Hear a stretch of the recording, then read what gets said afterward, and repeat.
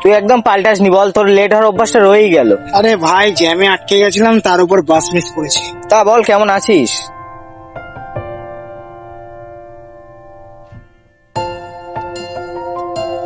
এই 96 এর প্রেশার আর তার থেকে ফ্রি পাওয়ার অজানা এক ডিপ্রেশন, অ্যাংজাইটি, প্রাইস ট্যাগের মতো কাঁধে ঝুলিয়ে নিয়ে বাড়িতে আসা থেকে শুরু করে নিজের ফ্যামিলি প্রবলেমস কে গোলসে শিফট করা এন্ড বাস্তবতার নিচে চাপাকে মোটমাট ভালোই আছি।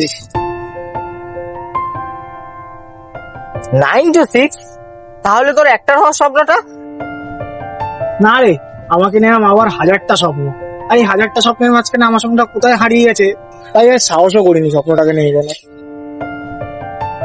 তাই বলে তুই হাল ছেড়ে দিবি?